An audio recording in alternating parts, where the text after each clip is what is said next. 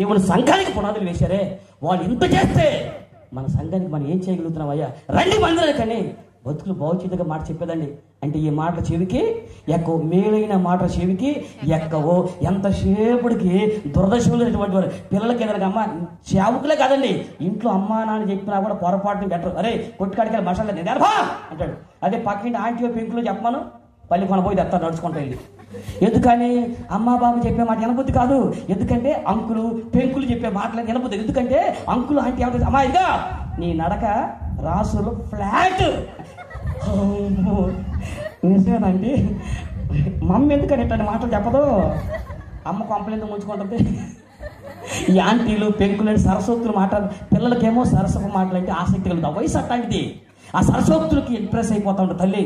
దురద చెవులున్నాయి, యథోపదేశం సయంపక అంటాడు. ఈరోజు అత్యంత ప్రమాదమైన కర్మకు బాగుందండి. బోధల విషయంలో మీరు జాగ్రత్తగా ఉండాలి, బోధించే విషయంలో నేను జాగ్రత్త ఉండాలి. ఏ బోధ పడితే ఆ బోధ ఈ రోజున. ఎందుకంటే కపట స్నేహితుల వల్ల కొంపలు మునిగిపోతాయి, భక్తహీనుల వల్ల కుటుంబాలు కొట్టుకుపోతాయి, అదే గాలి వల్ల సంఘాలు సగలాలు ఎగిరిపోతాయి. ఈరోజు ఇలాంటి గాలి బోధలు విని ఆత్మ సమ దేవుని సంఘాలు ఎన్నో కూలిపోయాయి. కాబట్టి ఏ బోధ పడితే ఆ బోధ ఎలా పడితే అలాగ విన్నా, ఏది నమ్మాలో ఎంత నమ్మాలో, ఏది వినాలో ఏది వినకూడదు. కాబట్టి గట్టింపు మాట చెప్పినా అది ఆసక్తిగా వినగలిగేటట్టుంటున్నావా? ఈరోజు మన చెవుడికి ఎలా ఉండాలంటే ఏ మాట బట్టి ఆ మాట. ఏమండి ఈరోజు దేవుడి యొక్క వాక్యం ఎంత చెప్పినా నచ్చదు. అదే అక్కడ టచ్ అంటే అక్కడ బెజవాళ్ళు ఉప్పన్నాడే, బెజవాళ్ళు ఉప్పండి వరకు అయితే గుంటూరులో టచ్ అయ్యాడు వరకు అయితే. మనకంటూ ఒక స్థిరమైన పునాది లేదు, స్థిరమైన వాక్యం లేదు. మా సొంత ఊరి వ్యాపారం కదండి. ఏమండి మా గ్రామంలో జరిగినటువంటి సంఘటన మీరు చెప్పండి. తమ్ముడు పిల్లలు చెప్తారు, ఆదివారం రాగానే ఆటోలు కడుతున్నారు ఊరి మీద పడి పోవటానికి. ఎందుకంటే అయ్యా గుంటూరు తెరవడేస్తున్నారు అంతగా ఆడికెందుకు చావటం అంటున్నా. అమావాస్య కోటాలు దొరుకుతున్నాయి అక్కడ. ఏడా తెలుగా నీకు ఎందుకు? జనం పాస్టర్ గారు వచ్చారు, అయ్యారు ప్రార్థన చేయమన్నాం.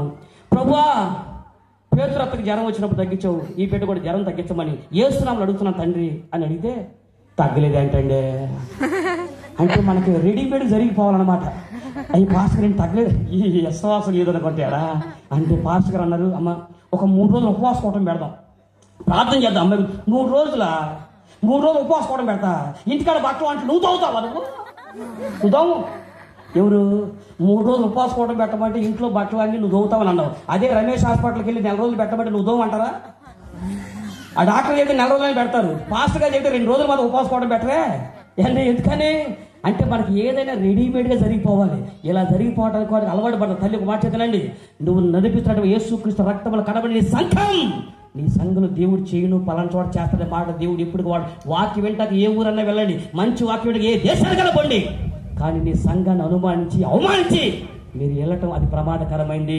అర్థమవుతుందండి? ఈ రోజు జ్వరం తగ్గలేదునో లేదా మరొక రోగం తగ్గించుకుని వెళ్తారనుకోండి, అసలు ఒక మాట చెబుతా, జ్వరం తగ్గితే ఎంత తగ్గపోతే ఎంత, మాయ రోగం తగ్గితే ఎంత తగ్గపోతే ఎంత. ఈ కాకులాంటి లోకుల మధ్య కలకాలం బతికే కంటే యోధాగోతర సింహమైన యేసు కోసం చలికాలం బతికి చస్తే ఏంటండి? దేవుడి స్తోత్రం కలుగును గాక. ఆత్మసభ దేవుడి సేవలో చస్తే ఏంటండి? ఈరోజు దానికోసం వెళ్ళాలా, వాటి కోసం పోవాలా? ఈరోజు చిన్న విషయాలు ఏ బోధ నమ్మాలో ఏ బోధ నమ్మకూడదు మనకేం అవసరం అండి? ఈ రోజున ఆత్మస్నేహం అనేక మంది సాధకులు సంఘ పెద్దలు సంఘం ప్రత్యేకించి ఒక కట్టడిగా నియమించబడి సంఘం నడుస్తూ ఉంది. సంఘంలో మంచి బోధిస్తున్నప్పుడు ఈ బోధన విషయంలో జాగ్రత్త ఉండకపోతే ఎవరు ఏది పడితే అది బోధిస్తూ ఉంటారు అనుకోండి, అది మీకే ప్రమాదము. నేను చెప్తున్నా, ఎప్పుడో సంవత్సరానికి 100 కోసం వస్తా.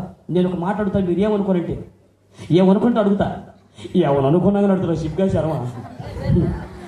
మీకు తెలిసిన ఒక మంచి పాస్టర్ గారి పేరు చెప్పండి. మీకు తెలిసిన ఒక మంచి పాస్టర్ గారి పేరు అమ్మా జైపాల్ గారు. ఇంకా చెప్పండి పర్లేదు. John Wesley, very good. ఇంకా ఒక్క మీ పాస్టర్ గారి పేరు 15 పేర్లు చెప్పారు.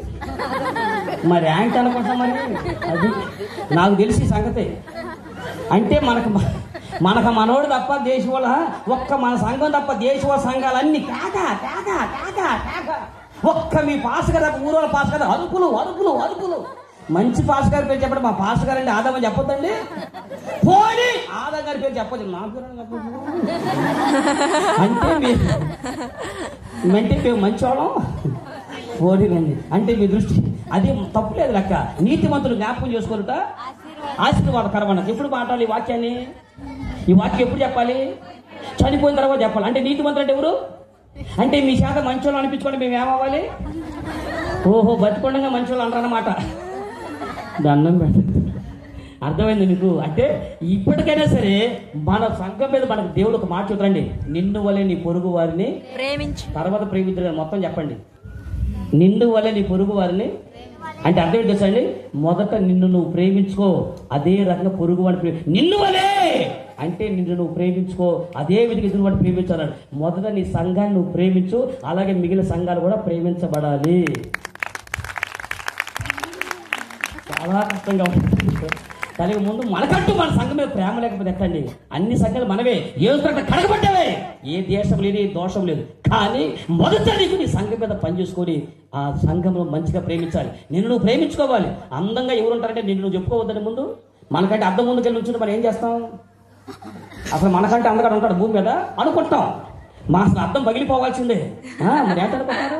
అద్దం ముందుకు వెళ్తే అసలు మామూలుగా అమ్మా మన దయ వల్ల ఇప్పుడు మన షోరూమ్కి వెళ్తాం, బంగారు షాపుకి వెళ్తే నిండా అద్దాలు పెడతారు. ఎందుకని? బట్టల షాపు కానీ బంగారు షాపు అద్దాలు పెడతారు. ఎందుకని? ఎందుకు పెడతారంటే అద్దాలు కనపడి అంటే ఆడవాళ్ళు అడుగుడు ముందుకేరు కాబట్టి. ఆడవాళ్ళు ట్రాఫిక్ కంట్రోల్ చేసే ఒకే ఒక ఆయుధం అద్దం. అద్దం కనపడితే చాలు. అమ్మ రండమ్మా, రండమ్మా అండి, వస్త్రం ఉందా? మీరేంటి మేము తక్కువ అంటలే. అర్థం కనపడితే ఒక మూతి ఎట్టట్టు అంటాడు ఒక ఆయన వెళ్ళి. ఏదో ఒకటైతే దోస్తాం, మూత అంతా అట్టుండి ఇలాగే దోషం పోటీలండి. అర్థం కనపడితే ఎవరైనా సరి చేసుకోకుండా ఉండండి.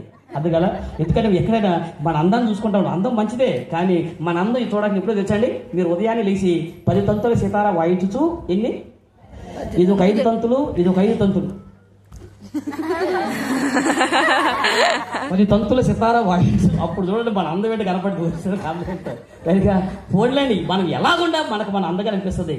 అమ్మా మనం ప్రేమించుకోవడం. ప్రతి వాడు తన శరీరమును ప్రేమించుకున్న తన శరీరం దేశించేవాడు ఎవడు కూడా ఏ వాటి. అలాగే క్రీస్తు యేసు సంఘం అనేటువంటి మనం, ఇది యేసు క్రీస్తు రక్తం కడబడిన సంఘం. కాబట్టి మొదట మీరు నీ సంఘాన్ని ప్రేమించు, అలాగే మిగిలిన సంఘాలు కూడా ప్రేమించాలి.